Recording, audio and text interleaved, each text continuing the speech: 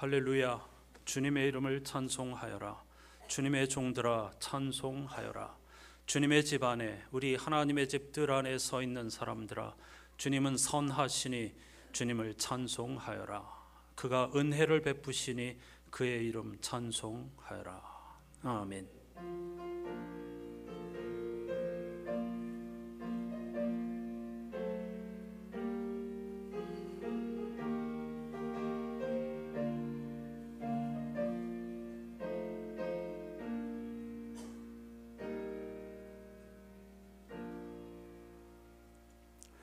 전능하신 하나님, 창조와 구원의 하나님, 새로운 한 주간을 시작하는 5월의 마지막 주일, 창조와 구원의 주 하나님 앞에 예배할 수 있게 해주신 것 진심으로 감사드립니다. 예배는 하나님께서 우리에게 허락하여 주신 축복의 선물입니다. 은총의 순간입니다. 하나님을 찬송한다는 것은 하나님을 창조와 구원의 주인으로 인정하고 그 앞에 무릎을 꿇는다는 뜻입니다. 우리의 무릎 꿇음, 이 진정한 예배를 받아 주시옵소서. 우리가 오늘 또 새로운 한 주간을 시작하면서 전능하신 하나님 앞에 무릎을 꿇는 이유는 하나님이 선하시기 때문이십니다. 무릎을 꿇는 이유는 하나님이 우리에게 은혜를 베풀어 주시기 때문입니다. 무릎을 꿇는 이유는 우리를 사랑하시되 끝까지 사랑하여 주시기 때문입니다. 각자 다른 인생의 계절과 삶의 형편 속에 있는 우리들, 그리고 탄식하는 피조물들이 오늘 하나님 앞에 무릎을 꿇음으로 참된 평화, 자유, 기쁨을, 해방을 누리게 해 주시옵소서. 예수 그리스도의 이름으로 간절히 기원하옵나이다. 아멘.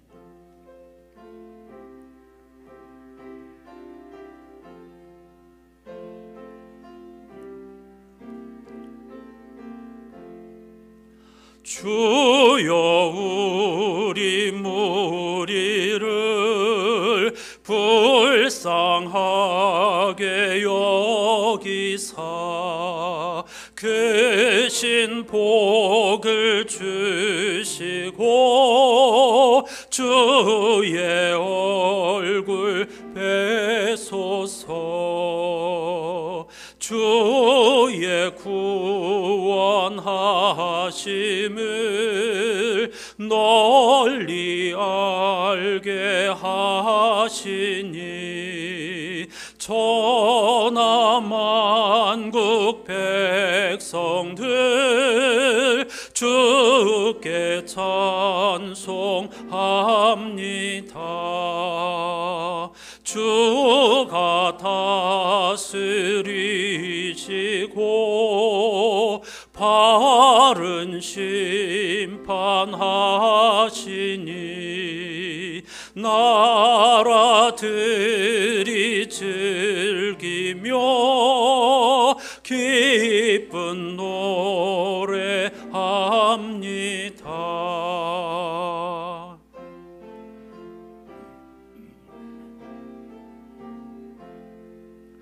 땅에 나는 모든 것 주의 크신 은혜니 모든 나라 백성들 주께 찬송합니다.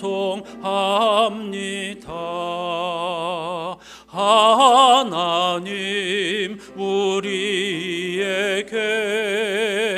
복을 내려 주시니 땅의 모든 만물이 주를 경배합니다.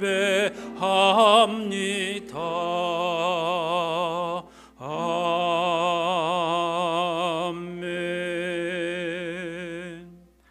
이번 주 성시 시편 67편에 곡을 붙인 찬송이었습니다. 자리에 앉으셔서 오늘 예배 주제를 따른 공동 기도를 드리십시다. 오늘 또 대략 일주일 앞으로 다가온 대선을 위해서 기도하겠습니다. 앞부분은 다른 분의 기도문이고요. 뒷부분은 지난주에 제가 쓴 기도문을 한 번 더 고백하도록 하겠습니다. 같이 기도하십시다. 정의의 하나님, 혼란 끝에 조기 대선을 맞은 우리나라의 미래를 위해 기도합니다.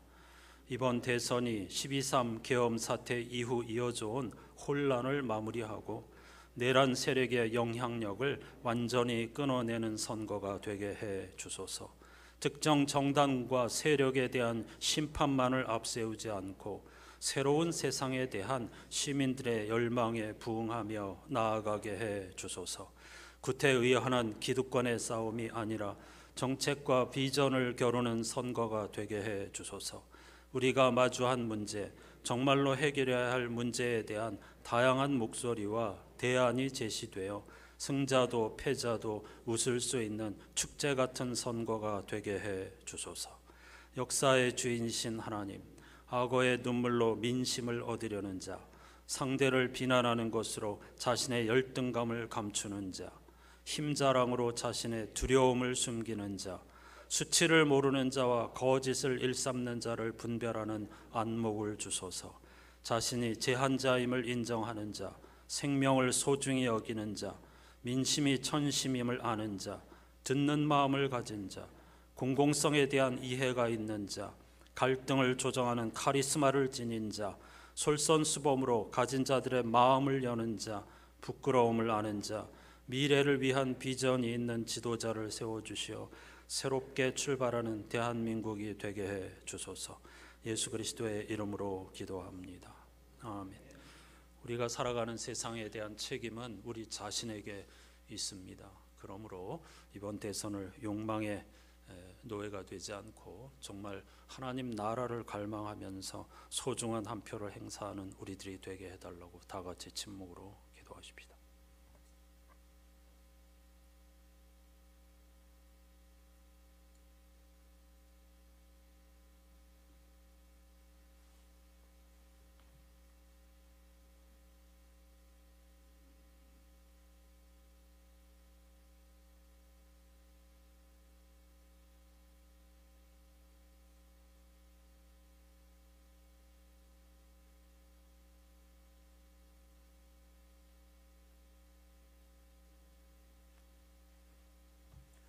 참을 수 없는 가벼움과 이룰 수 없는 욕망의 무거운 짐을 지고 허덕이는 우리를 향한 주님의 생명의 말씀이 여기에 있습니다. 수고하고 무거운 짐 지워진 자들아 다 내게로 오라. 내가 너희를 쉬게 하리라. 나는 마음이 오냐고 겸손하니 나의 멍에를 메고 내게 배우라. 그리하면 너희 마음이 쉼을 얻으리라. 아멘.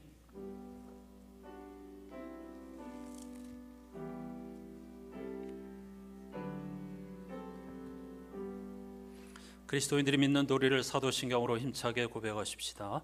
나는 전능하신 아버지 하나님 천지의 창조주를 믿습니다. 나는 그의 유일하신 아들 우리 주 예수 그리스도를 믿습니다. 그는 성령으로 잉태되어 동정녀 마리아에게서 나시고 본디오 빌라도에게 고난을 받아 십자가에 못 박혀 죽으시고 장사된 지 사흘 만에 죽은 자 가운데서 다시 살아나셨으며 하늘에 오르시어 전능하신 아버지 하나님 우편에 앉아 계시다가 거기로부터 살아있는 자와 죽은 자를 심판하러 오십니다. 나는 성령을 믿으며 거룩한 공교회와 성도의 교제와 죄를 용서받는 것과 몸의 부활과 영생을 믿습니다. 아멘. 이번 주 성시 시편 67편을 교독하지요.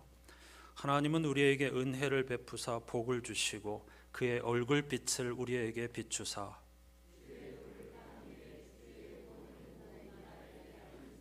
하나님이여 민족들이 주를 찬송하게 하시며 모든 민족들이 주를 찬송하게 하소서.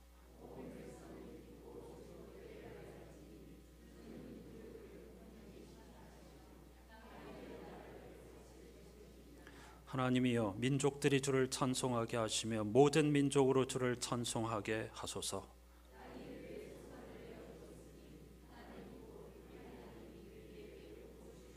합니다. 하나님이 우리에게 복을 주시리니 땅의 모든 끝이 하나님을 경외하리로다. 아멘.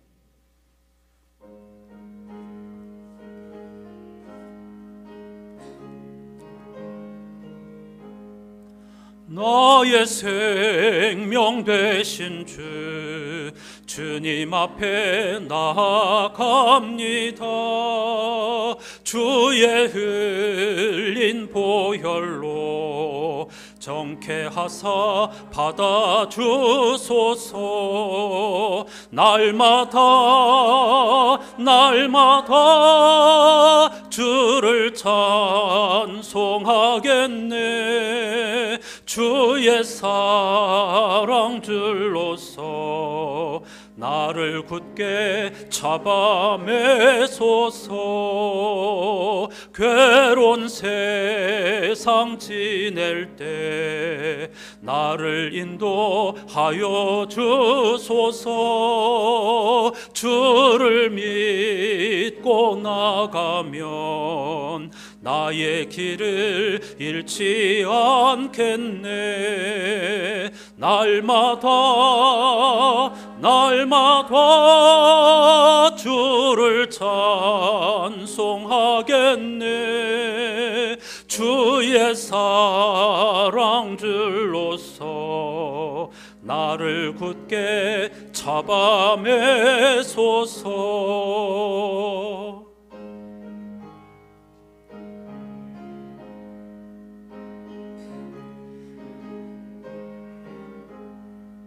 세상 살아갈 때에 주를 더욱 사랑합니다. 밝고 빛난 천국에 나의 영혼 들어가겠네. 날마다 주를 찬송하겠네. 주의 사랑 줄로서 나를 굳게 잡아매소서. 날마다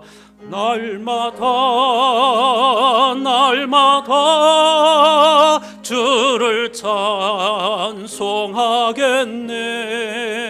주의 사랑 줄로서 나를 굳게 잡아매소서. 아멘.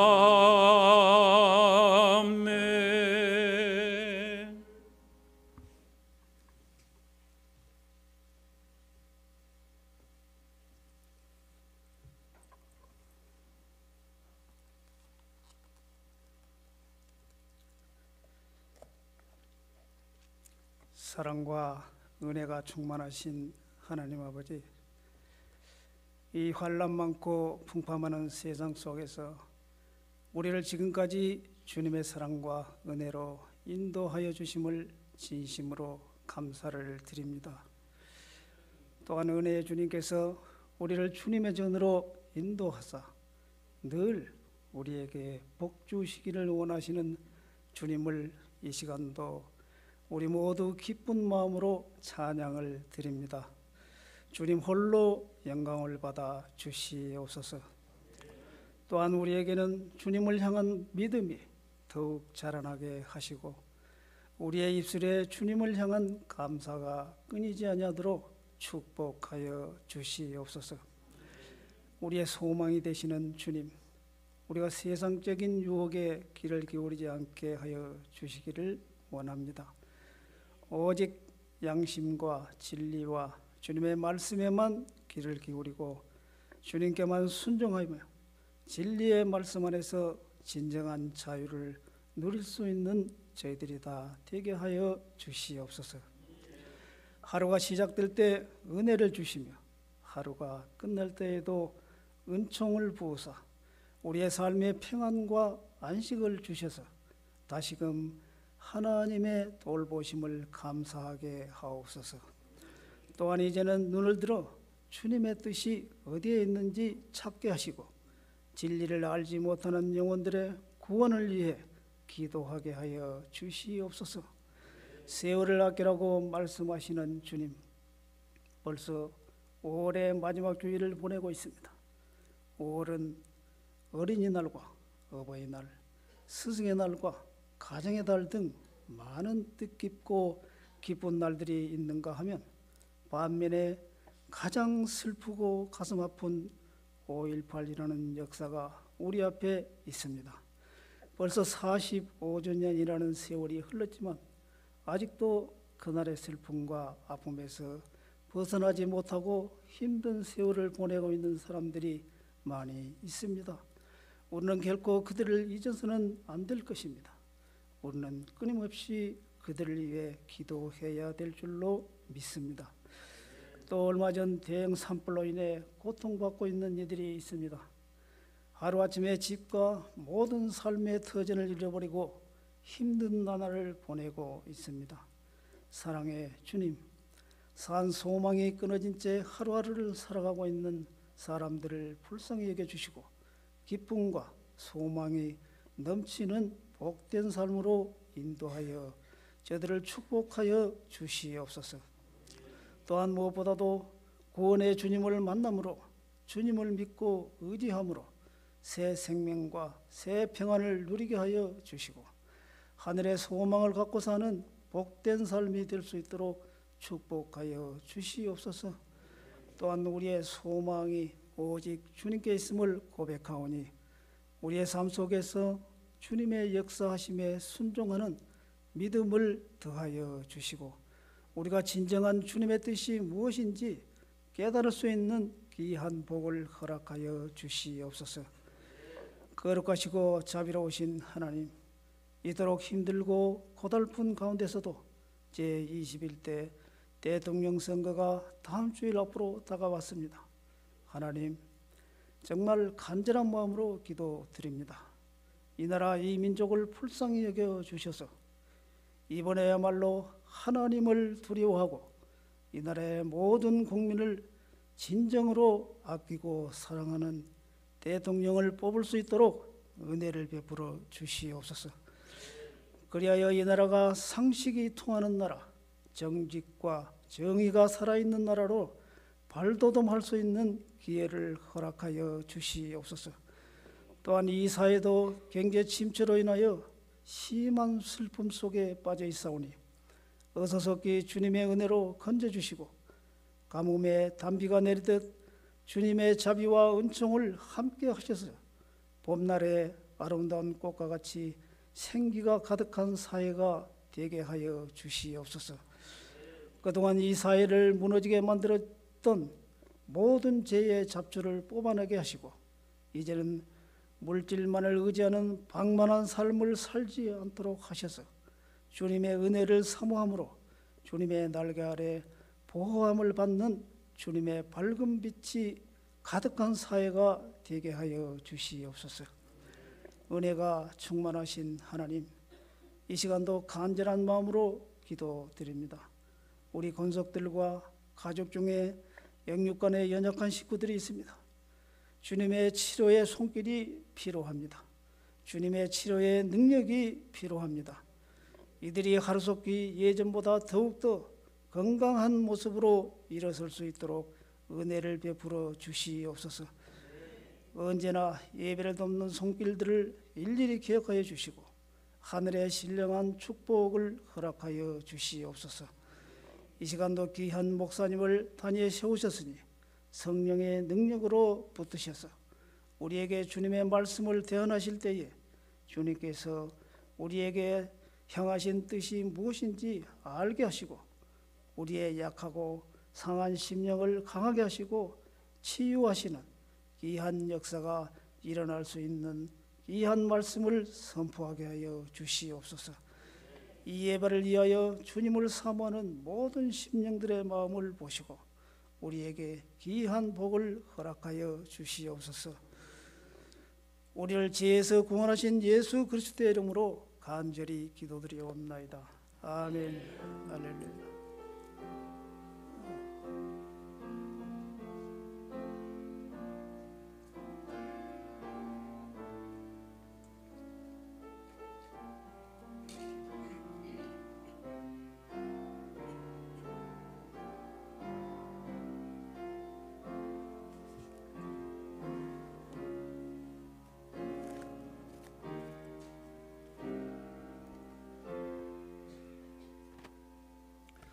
모두 자리에서 일어나셔서 오늘 우리에게 주시는 하나님의 말씀을 경청하겠습니다. 부활절 6번째 주일에 주시는 하나님의 말씀 성서 일과표 가운데의 복음서 본문은 요한복음 14장 23절에서 29절까지입니다. 그 중에 일부를 메시지 성서로 읽겠습니다. 내가 아직 너희와 함께 있는 동안에는 이것들을 말한다. 그러나 아버지께서 나의 요청으로 보내실 친구이신 성령께서 모든 것을 너희에게 분명히 알려주실 것이다. 또한 내가 너희에게 말한 모든 것을 생각나게 해주실 것이다. 나는 너희를 떠나면서 온전한 선물을 주고 간다. 그것은 평화다. 나는 너희가 홀로 남겨지고 버림받고 빼앗겼다는 느낌이 들지 않게 떠날 것이다. 그러나 당황하지 말아라. 불안해하지 말아라. 아멘. 자리에 앉으시기 바랍니다. 오늘 예배의 주제를 따라 선곡한 찬송은 나의 갈 길을 다 가도록. 보이지 않는 하나님과 동행하는 인생 끝까지 하나님 우리와 함께 하신다는 고백을 영상으로 같이 하십시다.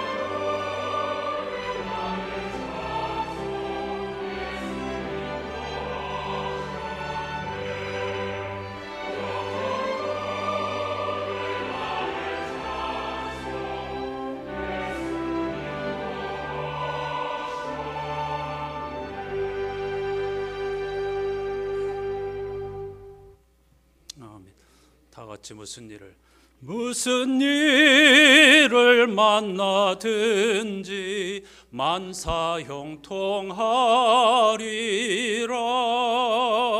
무슨 일을 만나든지 만사형통하리라.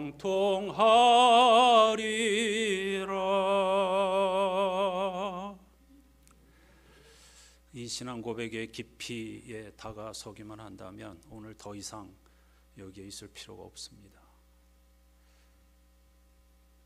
살아도 죽어도 우리가 예수 그리스도 안에 있다는 사실을 늘 고백하고 훈련하고 경험하면서 형통한 삶을 살아가는 저와 여러분이 되기를 주님의 이름으로 축복합니다. 요한복음 13장에서 16장은 이른바 예수의 고별 설교를 전하고 있습니다. 따라서 이 부분의 배경은 예수께서 잡히시기 전날 밤입니다. 그 밤에 있었던 여러 가지 일들을 요한복음 기자가 우리에게 보도하고 있죠.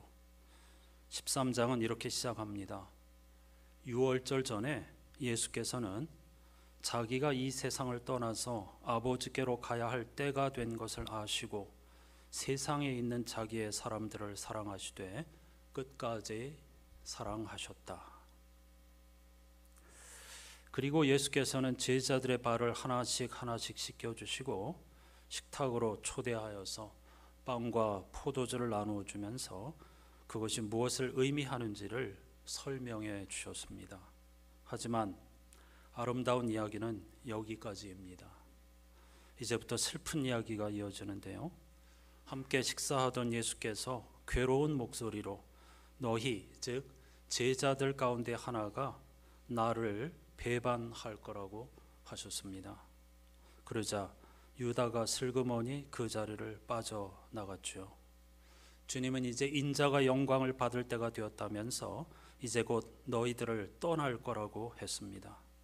그러자 베드로가 무슨 말씀을 하시느냐고, 그러면 안 된다고, 도대체 어디로 가신다는 말이냐고 예수를 붙잡고 늘어졌지만 그때 예수께서는 베드로를 바라보시면서 새벽 달기 울기 전에 네가 나를 3번이나 모른다고 할 거야 라는 폭탄 선언을 하셨습니다. 제자 중 하나는 스승을 배신하고 수제자라고 일컬음을 받았던 자는 스승을 모르는 사람이라고 부인하고, 이런 상황에서 스승은 자신들을 떠난다고 하니 제자들은 어리둥절할 수밖에 없었을 겁니다. 좋은 밥 먹으면서 도대체 이게 무슨 일인가 날벼락 같은 생각이 들었겠죠. 설마 그런 일이 일어날까 싶기도 하고 당황스럽기도 하고, 정말 그런 일이 일어난다면 어떻게 해야 하나 두려운 마음도 들었겠죠. 이렇게 뒤숭숭한 제자들에게 예수께서 또 말씀하십니다. 14장 이렇게 시작합니다. 너희는 마음에 근심하지 말아라. 하나님을 믿고 또 나를 믿어라. 당황하고 두려워하고 불안에 떠는 제자들을 향하여서 그래도 너희는 마음에 근심하지 말아라. 하나님을 믿고 나를 믿어라. 나는 너희가 있을 곳을 마련하러 간다. 내가 가서 너희가 있을 곳을 마련하면 내가 있는 곳에 너희도 함께 있게 하마 라고 말이죠. 그러자 도마가 나서서 질문합니다. 선생님, 우리는 주님께서 어디로 가시는지도 모르는데 어떻게 그 길을 알고 어떻게 그 길을 따라갈 수가 있겠습니까? 이때 예수께서는 신적 자기 선언 가운데 하나인 유명한 구절로 대답하십니다. 나는 길이요 진리요 생명이다. 나를 거치지 않고서는 아무도 아버지께로 갈 사람이 없다라고 말이죠. 그러자 이번에는 빌립이 나서서 반문합니다. 주님, 차라리 우리에게 아버지를 보여주십시오. 그러면 좋겠습니다. 여러분이 흐름 속에서 난장판 같은 분위기가 느껴지시나요? 떠나겠다고 하니까 그러면 안 된다고, 그래도 때가 됐으니까 떠나야 한다고, 그럼 도대체 어디로 가는 말이냐고, 내가 가서 너희와 함께 있을 곳을 마련할 거고 사실 너희는 내가 가는 곳을 안다 그랬더니 우리가 어떻게 합니까? 내가 길이고 진리고 생명이다 라고 말씀하셔도 전혀 알아듣지 않고 못하고 차라리 확실하게 금송아지처럼 하나님을 보여주십시오. 그러면 속 시원하겠습니다. 이런 지금 논쟁이 벌어지고 있는 겁니다. 제자들도 하나님을 볼 수 없다는 사실은 잘 알고 있었습니다. 아버지를 보여달라는 말은 속 시원한 대답을 듣고 싶다는 뜻입니다. 수수께끼 같은 말씀 말고 좀 확실하게 눈으로 보여주고 그리고 설명해 달라는 것이죠. 당시 제자들의 불안과 답답함을 드러내는 표현입니다. 그런데 사실 이것은 당시 제자들만의 불안이 아닙니다. 아버지를 보여달라는 것, 이것은 모든 인류의 실존이며 바울의 표현에 의하면 피조물의 탄식이라고 할 수 있습니다. 하나님 얼굴 없죠. 하나님 얼굴을 보여달라는 것, 이름을 알려달라는 것, 이 모든 건 다 하나님이 어떤 분이신지를 속 시원하게 그리고 그의 뜻이 무엇인지를 눈에 드러나게 보여달라는 것입니다. 특히 유대 민족은 오랜 세월 여러 강대국의 지배와 디아스포라 생활을 하면서 이번 주 성시 시편 67편의 지혜자처럼 하나님은 우리에게 은혜를 베푸사 복을 주시고 그의 얼굴빛을 우리에게 비추사 주의 도를 땅 위에 주의 구원을 모든 나라에게 알리소서라고 탄식하였습니다. 빌립의 말과 똑같은 의미입니다. 하나님의 얼굴, 모든 민족에게 하나님이 참 하나님이심을 알게 해 주십시오. 얼굴 돌려주십시오. 왜 등만 보여주십니까? 라고 탄식하는 것이죠. 오순절 성령 강림으로 시작된 초기 교회의 형편도 이와 똑같았습니다. 그들은 지난주에 읽은 본문 글자 그대로 작은 자들이었습니다. 초기 교회는 처음에 유대교의 한 분파로 출발하였고 많은 사람들에게도 저 사람들은 바리새파, 에세네파 등등처럼 유대교의 한 분파이구나 이렇게 여겨졌습니다. 사도행전을 보면 초기 교회가 복음을 전하는 일정한 패턴이 있는데 그들이 유대교의 한 분파였고 유대교와 좋은 관계를 유지하고 있었다는 것을 충분히 미루어 짐작할 수 있습니다. 이번 주 제1독서 사도행전 16장에서도 그것을 확인할 수 있는데요. 바울 일행이 첫 번째 전도 여행에서 소아시아, 지금의 아시아와는 다릅니다. 튀르키예 지역을 중심으로 한 소아시아 지역에 여러 교회를 세웠죠.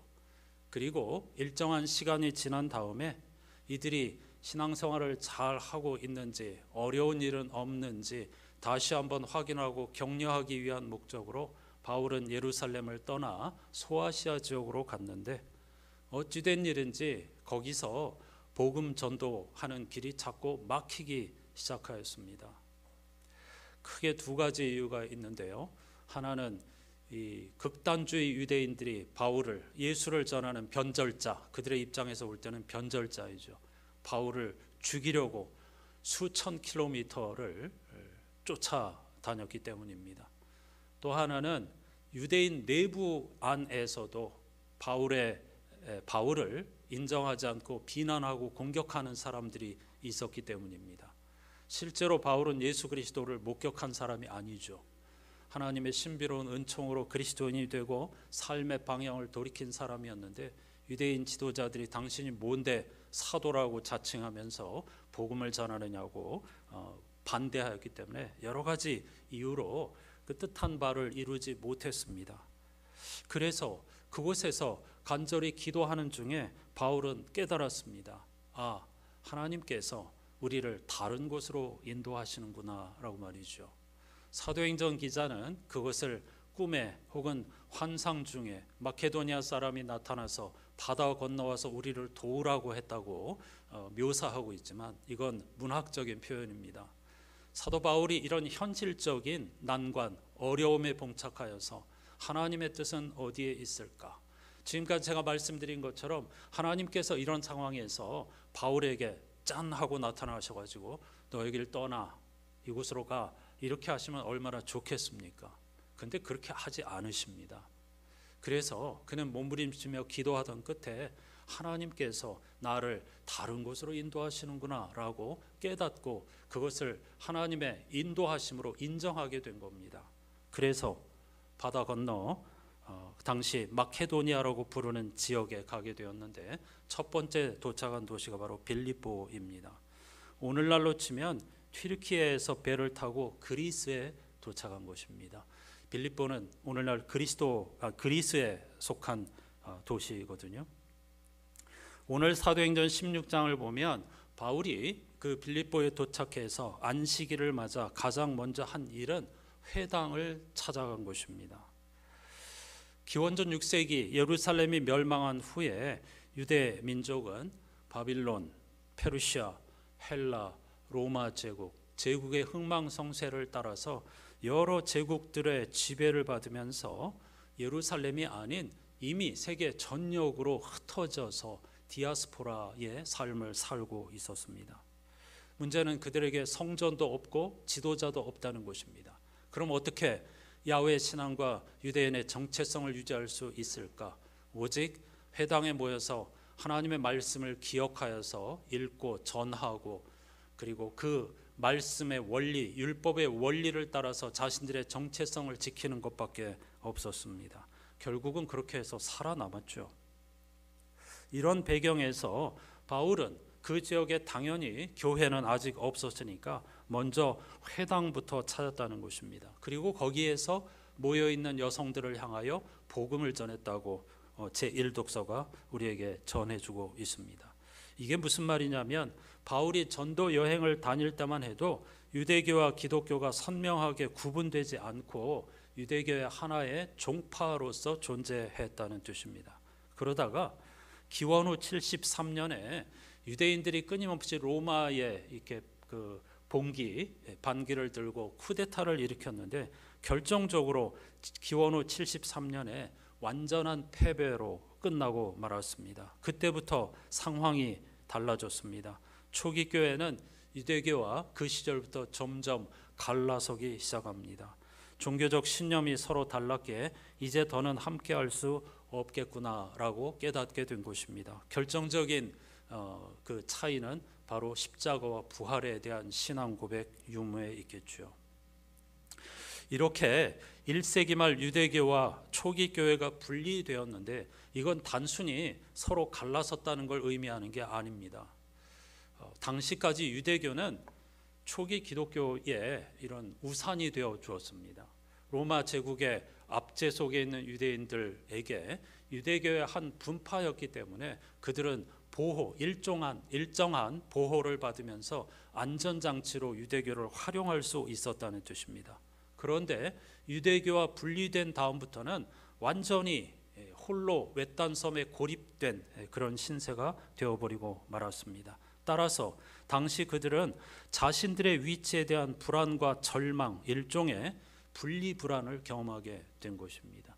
전혀 경험해보지 못했던 낯선 그런 형편을 맞이하게 된 것이죠. 유대 신비주의에 기초한 요한 공동체는 바로 이런 상황에서 예수 그리스도의 말씀을 기억하고 떠올리고 전하면서 서로 위로하고 성도들을 격려하기 위해 이 복음을 전한 복음서를 기록한 것입니다. 따라서 나는 길이요 진리고 생명이다. 나를 거치지 않고서는 아무도 아버지께로 갈 사람이 없다는 말씀은 예수 천국 불신 지옥을 의미하는 것이 아닙니다. 당시 헬라 사람들에게 길은 여행 혹은 삶의 방식과 태도를 의미하는 단어였습니다. 우리는 오늘날 성서를 읽으면서 2000년 전 예수를 따르던 1세기 초기 성도들을 그리스도인이라고 쉽게 부르지만 우리가 그리스도인인 것처럼 그들도 당연히 그리스도인이겠지라고 생각하지만 그들이 그리스도인이라고 불리우기 시작한 것은 그때로부터 상당한 시간이 흐른 뒤의 일이었습니다. 처음에 그들은 스스로를 다양한 이름으로 불렀는데 그 중 하나가 길 위의 사람들이었습니다. 라틴어로 호모 비아토르라고 합니다. 제 휴대폰에 이렇게 대문에 걸려있는 글이기도 하죠. 우리는 길을 찾는 사람들, 진리를 향해 가는 사람들, 생명을 붙잡고 씨름하는 사람들, 그것이 스스로 초기 교회 공동체가 자기 자신들에게 붙인 이름 중에 하나였습니다. 이 말은 참 지혜와 생명의 길이 예수에게 있고 십자가와 부활의 예수와 동행하는 삶에서 생명과 길, 진리를 찾을 수 있다는 고백이지요. 따라서 길과 진리와 생명은 같은 의미의 다른 표현입니다. 세 가지가 아닙니다. 십자가와 부활의 예수가 곧 꿈과 희망의 통로이며 생명 그 자체라는 것이죠. 이제 그렇게 불안해하는 공동체를 향하여 들려주시는 오늘 본문 예수의 말씀을 다시 한번 들어보십시다. 내가 아직 너희와 함께 있는 동안에는 이것들을 말한다. 이런 저런 교훈, 이야기, 내가 떠나야 한다, 내가 너희를 위해서 집을 마련하러 간다, 다시 올 것이고 함께 그곳에서 나와 동행하게 될 것이다, 등등 여러 가지, 또 인자가 고난을 받고 죽어야 하고 반드시 다시 살아나야 한다 등등 여러 가지 이야기를 직접 하였지만은, 그러나 하나님께서 나의 요청으로 보내실 친구이신 성령께서 앞으로 모든 것을 너희에게 분명히 알려주실 것이다. 또한 내가 너희에게 지금까지 말한 모든 것을 생각나게 해주실 것이다.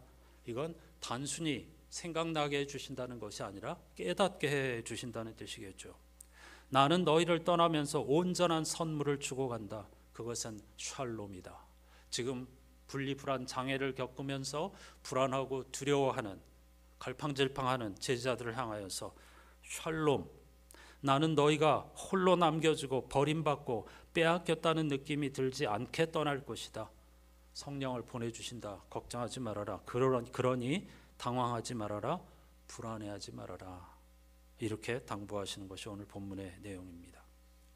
나는 하나님의 섭리를 따라서 모든 인간의 제물로 떠나고 하나님께 돌아가겠지만, 언제 어디서나 우리와 함께 하실 성령님을 선물로 보내주시겠다는 약속입니다. 왜냐하면 그것이 우리에게 유익하기 때문입니다.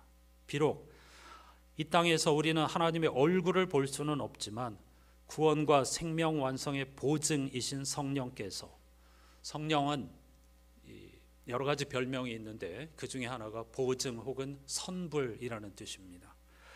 생명과 구원 완성의 보증이며 선불이신 성령께서 일상 속에서 진리를 깨닫게 해주시고 생각나게 해주신다는 것입니다. 그리고 평화를 선물로 주셨으니 무슨 일을 만나든지 아까 부른 찬송 그대로 당황하거나 불안해하지 말고 예수 안에서 살아도 죽어도 우리는 만사 형통하는 존재라는 사실을 기억하고 평화를 누리라는 말씀입니다. 지난주까지 에스더서를 매일 성경 본문으로 읽었습니다. 에스더서의 주제는 정확하게 오늘 본문의 말씀과 내용이 통합니다. 어떻게 하나님이 보이지 않는 세상 속에서 하나님과 함께 제자의 삶을 살아갈 수 있을 것인가?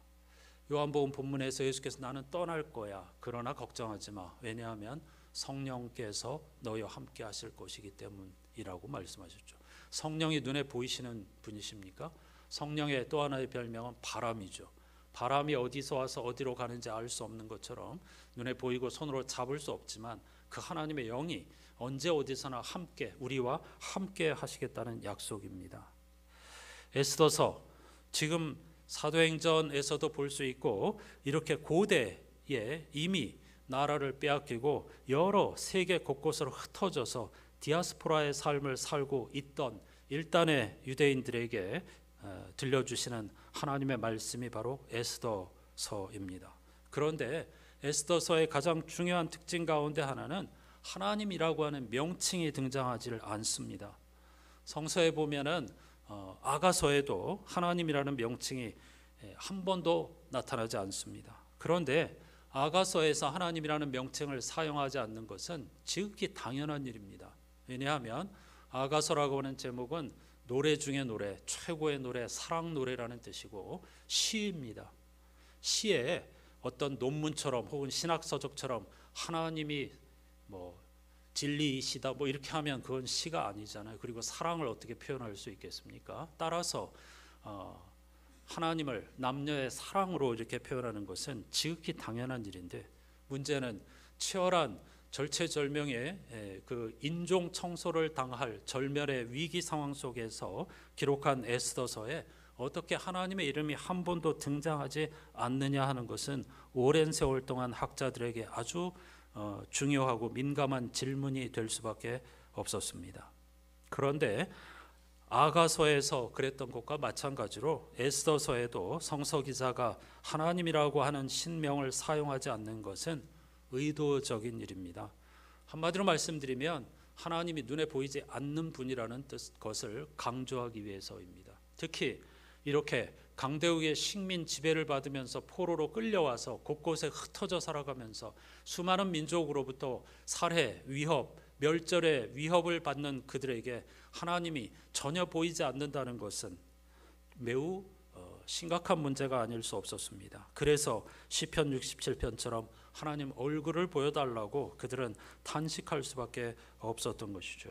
그래서 에스더서는 하나님께서 하나님이라고 하는 이름을 한 번도 언급하지는 않지만 보이지 않는 하나님이 어떻게 우연처럼 보이는 역사를 이끌어 가시는지를 증거하기 위해서 수많은 반전의 반전을 이야기의 주제로 중심으로 사용하면서 이스라엘이 당시 페르시아 제국의 인종 청소의 위협으로부터 어떻게 살아남을 수 있었는지를 증거하는 책입니다. 따라서 에스더서의 주인공은 에스더나 모르드게가 아니고 하나님이십니다. 그런데 보이지 않는 하나님이 언제 어디서나 우리와 함께 하신다는 사실을 강력하게 증거하는 책이죠. 이렇게 당시 유대인들은 하나님이 보이지 않고 안 계시는 것처럼 느껴졌지만 그럼에도 불구하고 토라를 기억하고 전하고 읽고 기도하면서 하나님의 뜻을 구하고 그 율법의 원리에 따른 삶을 통하여서 적용하면서 구별된 삶을 살았습니다. 그래서 저는 에스더서를 읽으면서 하나님 없이 하나님과 함께 이렇게 그 에스더서의 교훈을 정리하였는데 이번 주 성서 일과표를 보니까 정확하게 이 제목을 다시 한번 사용해야겠구나라고 생각하게 되었습니다. 하나님 없이 하나님과 함께 일상을 살아가는 것이 바로 성도의 정체성입니다. 여러분, 이번 주 성서 일과표 제2독서 요한계시록에 보면은요, 새 하늘과 새 땅에 대해서 우리에게 말씀하면서 재미있는 이야기를 요한이 하고 있습니다. 요한복음 기자와 같은 사람이죠. 새 하늘과 새 땅을 어떻게 문학적으로 비유하냐면 거기에는 성전이 없다.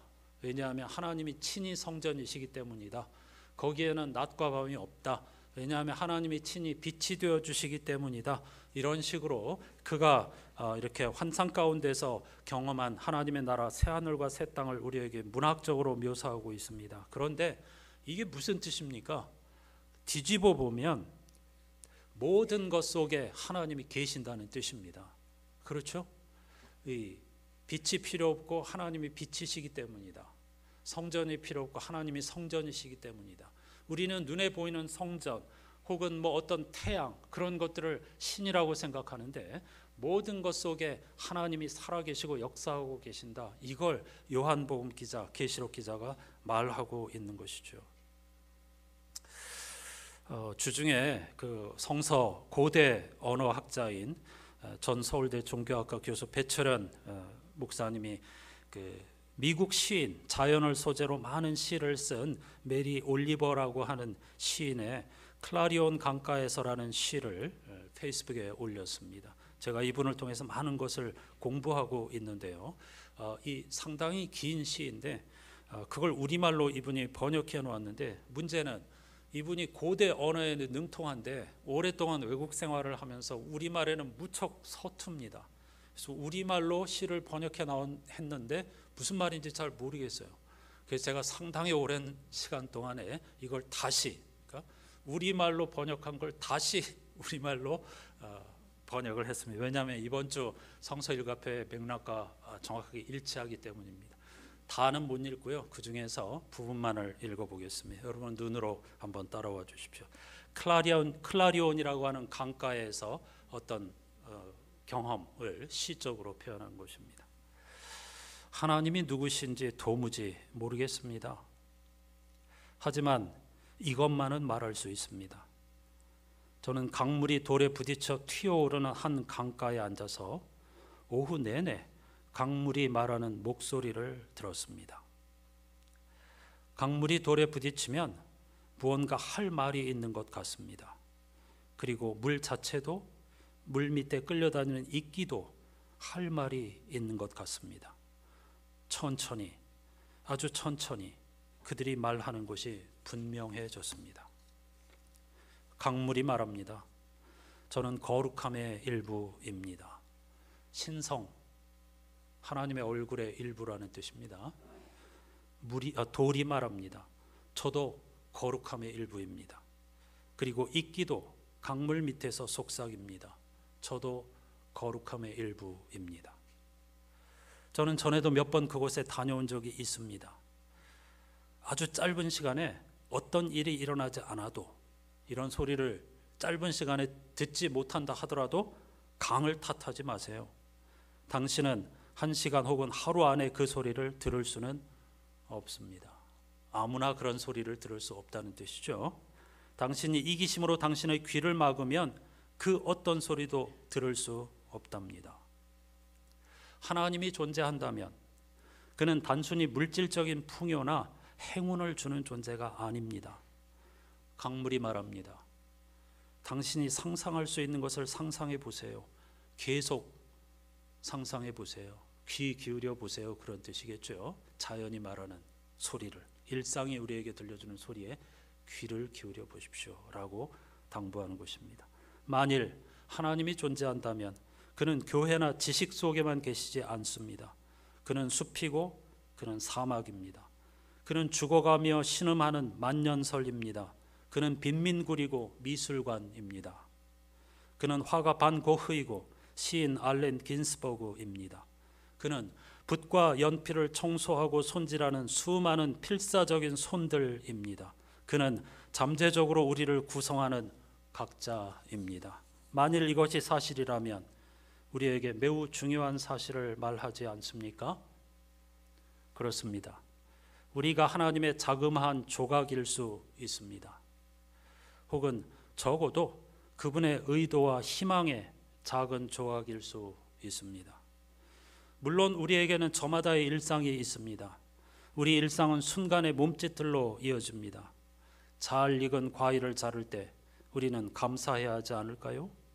과도에게도 감사해야 하지 않을까요? 이 일상의 작은 순간순간 속에서 하나님을 경험하고, 그리고 이것이 기적이며 신비라는 사실을 느끼고, 과일 칼에게조차도 야, 네가 있어서 이걸 맛볼 수 있는구나 라고 감사해야 하지 않겠는가 라고 우리의 영혼을 흔들어주고 있습니다. 우리가 사는 세상은 그렇게 단순하지 않습니다. 신비로운 일들이라는 거죠. 저는 사랑했던 누군가가 늙고 병들어가는 것을 지켜보았습니다. 불이 차례대로 하나씩 꺼져가는 것을 보았습니다. 생명의 기운이 꺼져간다는 뜻이겠죠. 제가 할 수 있는 일은 아무것도 없었습니다. 우리가 받은 것을 언젠가는 돌려줘야 한다는 사실을 기억하는 것밖에는 아무것도 할 수 있는 일이 없었습니다. 강물은 여전히 제 마음속 깊은 곳으로 흘러와 제 영혼을 만지고 흘러가 버립니다. 자신만의 긴 여정에서 창백하지만 틀림없는 목소리로 거룩한 노래를 부르고 있습니다. 더 이상 설명드리지 않겠습니다. 우리 일상에서 하나님의 조그마한 일부분, 신성을 지닌 자로서 소리 없는 강물이 하는 것과 같은 그런 깨어있는 삶을 통해서 우리 일상에서 하나님 안 계시는 것처럼 보이는 세상이지만 살아계시며 우리와 끝까지 함께 하시는 선하고 인자하고 자비로우신 하나님과 거룩한 노래를 부르며 동행하는 저와 여러분이 될 수 있기를 주님의 이름으로 축복합니다. 490장 나의 놀라운 꿈, 영적 소망 비전을 말하는 것입니다. 하나님이 함께 하시는 그 은총의 삶을 한 걸음씩 걸어갈 수 있게 해주시기를 갈망하면서 찬양하십시다.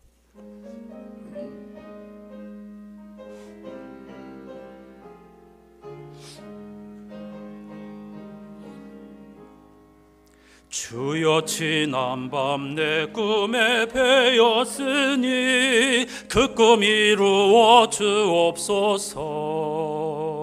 밤과 아침의 계시로 보여주사 항상 은혜를 주옵소서. 나의 놀라운 꿈 정녕 나 믿기는 장차 큰 은혜 받을 편이 나의 놀라운 꿈 정녕 이루어져 주님 얼굴을 배우리라. 마음 괴롭고 아파서 낙심될 때 내게 소망을 주셨으며 내가 영광의 주님을 바라보니 앞길 환하게 보이도다. 나의 놀라운 꿈 정녕 나 믿기는 장차 큰 은혜 받을 편이 나의 놀라운 꿈 정녕 이루어져 주님 얼굴을 배우리라.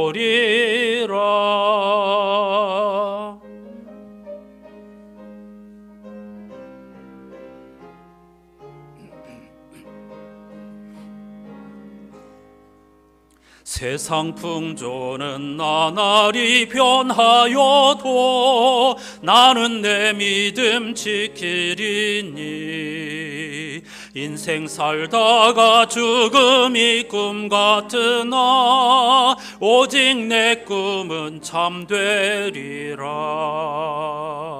나의 놀라운 꿈 정녕 나 믿기는 장차 큰 은혜 받을 편이 나의 놀라운 꿈 정녕 이루어져 주님 얼굴을 배우리라.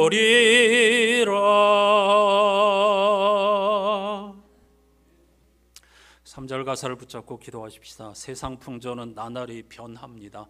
하나님은 보이지도 않습니다. 그럼에도 불구하고 우리는 하나님의 약속의 말씀을 붙잡고 우리의 믿음을 지켜가야 합니다.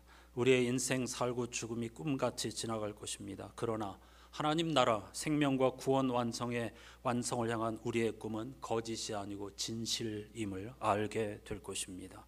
다 같이 이것이 우리의 삶의 신앙 고백이고 노래이고 자랑이고 증거가 되게 해 주시기를 함께 기도하십시다. 하나님 아버지 감사합니다. 벌써 5월의 마지막 주일 부활절기 끝자락에서 요한복음의 가르침을 따라가면서 오늘 또 변함없이 하나님을 예배할 수 있게 해주신 것 진심으로 감사드립니다. 예수 그리스도의 고별 설교 마지막 가르침에 담긴 진리의 말씀들을 우리의 마음에 깊이 새기고 오늘날 유대인들의 그 절체절명의 위기상황과 같은 현실, 또 초기 교회 그리스도인들의 그 불안한 현실, 그것이 오늘 우리 그리스도인들과 성도들의 현실, 길과 진리와 생명을 추구하는 이들의 변함없는 진실이며 현실이며 그리고 정체성이라는 사실을 깊이 깨닫게 됩니다. 이런 상황 속에서 우리는 예수가 길이며 진리이고 생명이라는 사실을 고백하면서 묵묵히 우리에게 주어진 일을 잘 감당하며 걸어가야 할 줄로 믿습니다.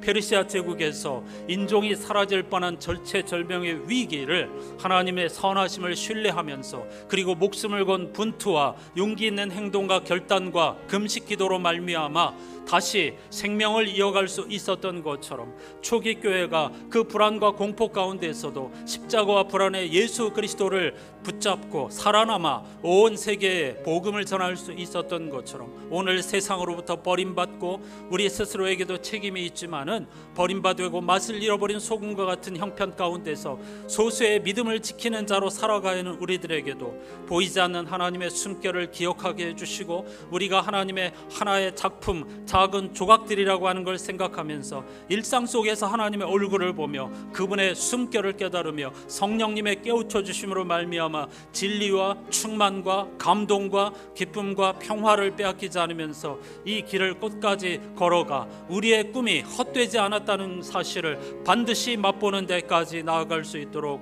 은총을 베풀어 주시옵소서.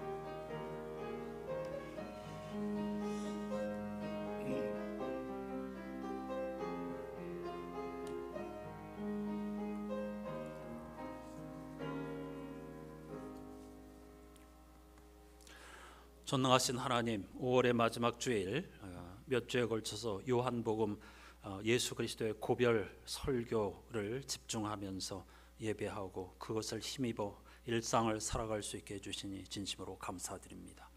초기 교회 성도들, 예수 스승이 떠나고 난 후에는 마치 고아처럼 홀로 남겨진 자들처럼, 버려진 자들처럼, 특히 유대교와 이제 각자 제 길을, 신앙 고백을 따라서 제 길로 나아가면서 완전히 로마 제국으로부터 보호를 받을 수도 없고 유대교로부터도 공격을 받는 그런 절체절명의 상황 속에서도 그들은 십자가와 부활의 예수 그리스도를 붙잡고 예수 그리스도의 말씀을 떠올리면서 서로 위로하고 격려하고 생명 충만한 삶을 살아갈 수 있었습니다. 그런 그들에게 예수 그리스도께서 보혜사 성령을 보내주셔서 언제 어디서나 너희와 함께할 것이고 구원과 생명 완성의 날까지 우리를 도우실 것이라고 말씀하시면서 샬롬이라고 말씀하셨습니다. 오늘 이 세상 속에서 그리스도인 구별된 삶을 살아가는 무리들은 소수 가운데 소수로 전락하고 말았습니다. 어떻게 하면 우리가 눈에 보이지 않는 하나님, 그리고 전쟁과 죽음 재앙의 이 세상 속에서 믿음과 소망과 사랑의 가치를 붙잡고 하나님 나라 백성의 정체성을 지켜가며 살아갈 수 있을 것인가? 성부, 성자, 성령 하나님께서 우리와 함께 하신다는 사실을 기억하게 해 주시옵소서. 비록 하나님 보이지 않고 소리가 우리의 귀에 들리지는 않지만 자연 만물 속에서 하나님의 소리 없이 울려 퍼지는 음성을 듣게 해주시고 해와 달과 바람과 꽃과 나무 속에서 바다 가운데에서 주님의 음성을 듣게 해주시옵소서. 모든 만물 그리고 우리들 한 사람 한 사람의 하나님의 신성이 깃들여 있다는 사실을 기억하게 해주시고 하나님의 걸작품으로서 죽음이 아니라 생명지향의 세상을 향하여서 삶의 방향을 돌이키고 묵묵히 우리가 있는 자리에서 최선을 다하여서 하나님의 선하심을 노래하는 찬송 시인이 되게 해 주시옵소서. 위태로운 일을 만난다 하더라도 살아도 죽어도 우리가 하나님의 손 안에 있다는 사실을 기억하게 해주시고 무슨 일을 만나든지 예수 그리스도 안에서 만사형통하리라 고백하게 도와주시고 궁극적으로 죽음 이후에 결정적 그 순간에 우리의 이 믿음과 소망과 사랑 재앙의 삶이 옳았다는 것, 우리의 꿈이 거짓이 아니고 진리였다는 것을 모든 사람들이 함께 고백하는 날을 바라보며 한 주간을 살게 해 주시옵소서. 예수 그리스도의 이름으로 간절히 기도하옵나이다. 아멘.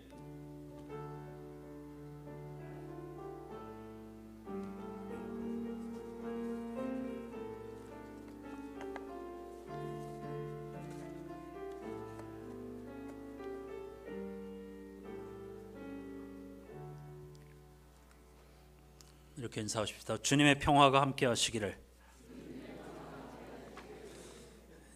비록 눈에 보이는 분으로 우리와 함께하지 않지만은 언제 어디서나 주님의 영이 바람처럼 우리와 함께 하시고 우리를 선한 길로 인도해 주신다는 사실, 다만 귀를 기울이는 사람들에게 이 진리를 기억하시고 이번 한 주간 동안에도 성서일과표 말씀들,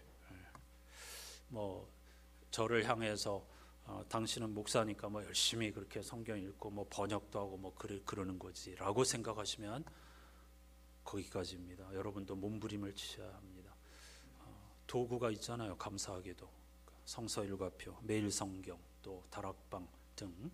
아까 제가 과일 카레도 감사해야 된다고 했죠. 영적으로 깨어있는 예민한 사람들이라면요, 이런 좋은 도구가 우리에게 있는데도 엉뚱한 곳에서 길을 찾거나 혹은 무관심하다고 하면 어쩔 수가 없습니다. 열심히 뿌리셔야 그만큼 거둘 수 있다는 것을 꼭 기억하시기를 부탁드립니다. 오늘 12시 30분부터 항존직 공부 그리고 독서 모임 있습니다.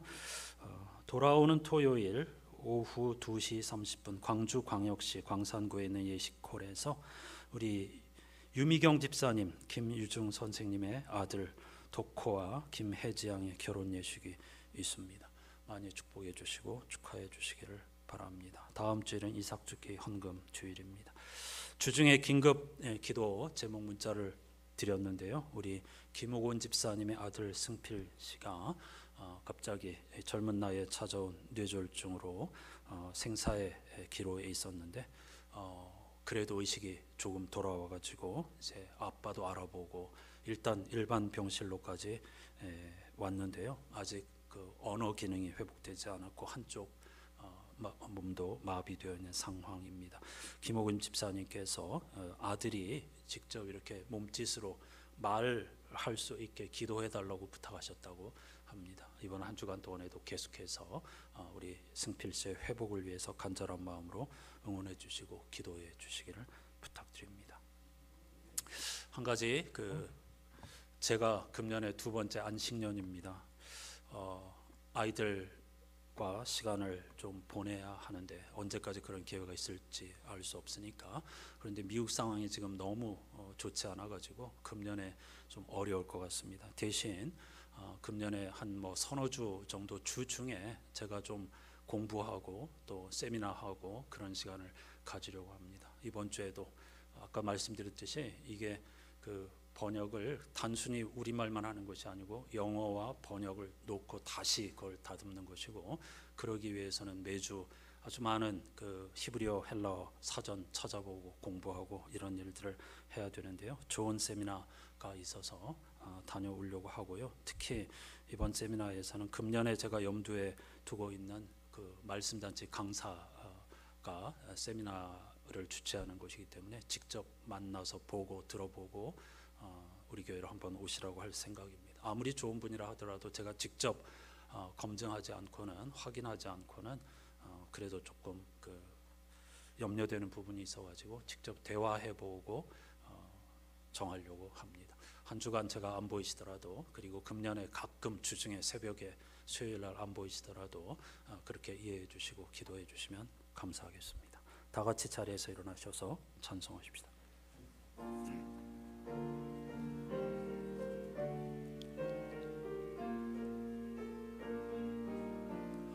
어려워 낙심될 때에 주 너를 지키리. 위험한 일을 당할 때 주 너를 지키리. 주 너를 지키리. 아무 때나 어디서나 주 너를 지키리. 늘 지켜주시리. 주 너를 지키리. 아무 때나 어디서나 주 너를 지키리. 늘 지켜주시리.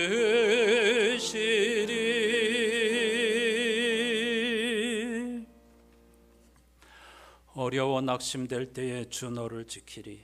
위험한 일을 당할 때 주 너를 지키리. 주 너를 지키리. 아무 때나 어디서나 늘 지켜주시리. 아멘.